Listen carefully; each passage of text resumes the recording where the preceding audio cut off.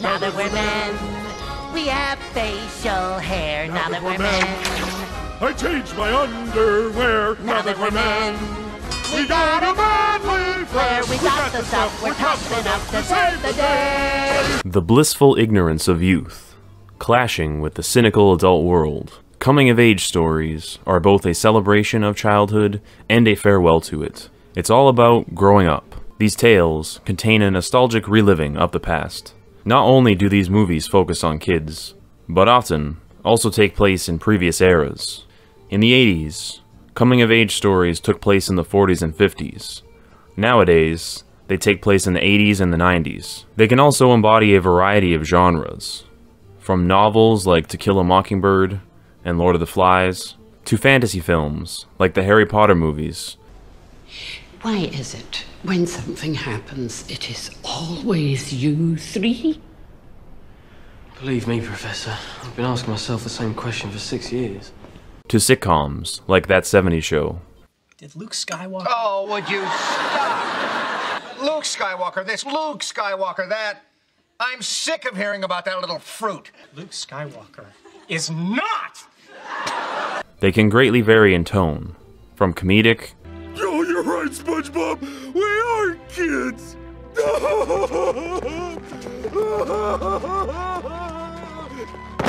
to dark and depressing. What is that? Is it a brain? All too often, the genre tends to mix both the lighthearted childish outlook with the grim nature of adulthood, creating a chimera of all life's experiences. Coming-of-age stories often lack the structure that other stories possess. While usually there is a beginning, middle, and end, they are rather understated, often opting, instead, for a series of moments that just kinda happen. Truth is, no one quite knew what was wrong. Most times a person grows up gradually. Well, I found myself in a hurry.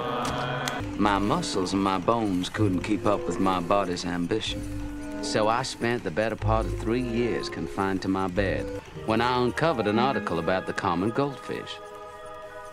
Kept in a small bowl, the goldfish will remain small. With more space, the fish will grow double, triple, or quadruple its size. It occurred to me then that perhaps the reason for my growth was that I was intended for larger things. First you gotta do the truffle shuffle. Come on! Do it! Cut it out, Mom.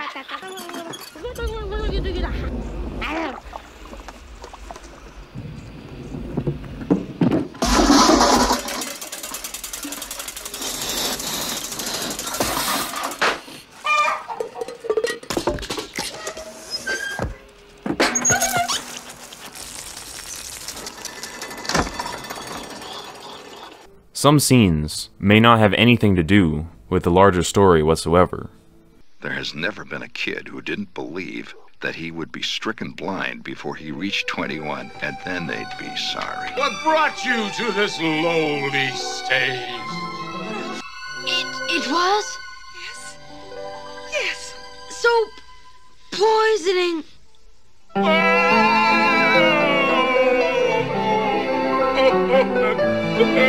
How can we do it? Well, I'll manage to get along. Somehow. Hey,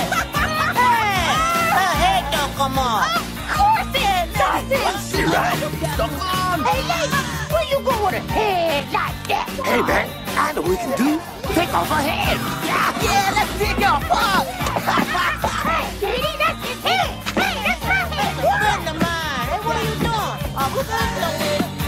Hey, whoa. Mickey's a mouse, Donald's a duck, Pluto's a dog. What's Goofy? If I can only have one food for the rest of my life, that's easy. Pez. Cherry-flavored Pez. No question about it. Goofy's a dog. He's definitely a dog. In other genres, these would most likely become deleted scenes. But in coming-of-age stories, they serve to truly flesh out the characters and the world that they inhabit. This makes it feel more like real life, where days go by and many things happen, but not everything is super crucial to your overall story. It's more like miscellaneous memories, like someone narrating a story about their childhood and going off on unnecessary tangents.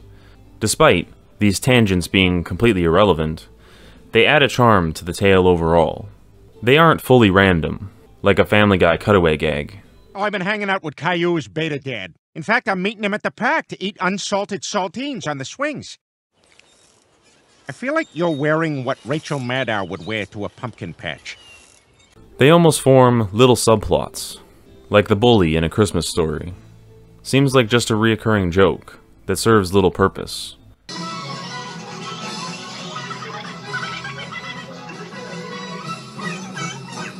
But then Ralphie gets angry and attacks the bully. A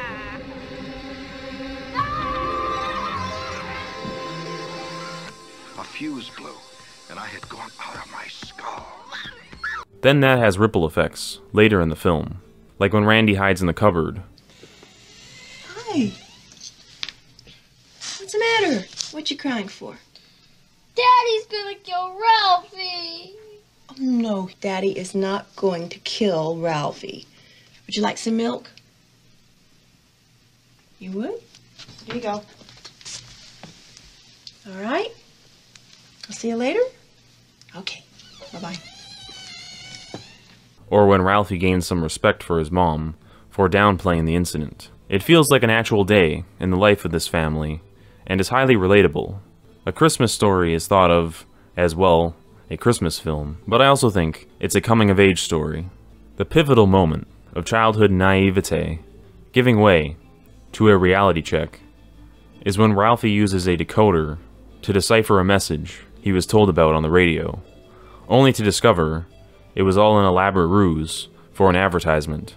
The first word is B. S. It was coming easier now. Be sure to. Be sure to what? What was little orphan Annie trying to say? Be sure to what? The fate of the planet may hang in the balance. It was almost clear. Yes, yes, yes, yes. Be sure to drink your Ovaltine. Ovaltine? A crummy commercial? However, coming-of-age stories don't exist to tell you that you were a stupid kid that needs to get back to the real world. They exist to remind you to hold on to the good aspects of childhood, its wonder and wholesome demeanor. Everything goes wrong during their Christmas, hitting its peak with the family eating out at an Asian restaurant, because even the turkey dinner got ruined. Despite that, the family still has a great holiday. This is the message: to be able to smile at a perfectly imperfect life. Labyrinth is a coming-of-age story, blended with comic fantasy and musical elements. Sarah resents her parents, and wishes away her baby brother. When the Goblin King takes her wish seriously, Sarah regrets it, and must retrieve him by completing the labyrinth. This maze is randomly generated, it seems. She realizes that she takes things for granted. It's not fair! No, it isn't.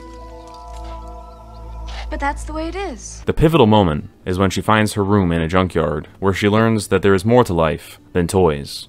Don't you like your toys? It's all junk. Huh? Well, what about this? Yes, it is! I have to save Toby!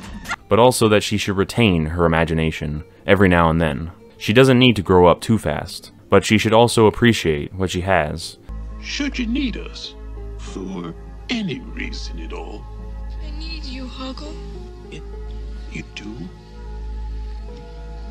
I don't know why, but every now and again in my life, for no reason at all, I need you.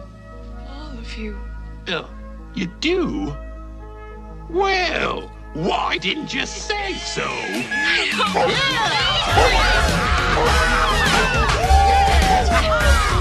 Stand By Me is a coming-of-age story about 4 boys going to look for a dead body. The body has good symbolism, as Gordy has lost his older brother, and feels as though he is living in his shadow. So the movie is really about him dealing with the weight of all this. This is a heavy topic, but the movie is pretty humorous in places.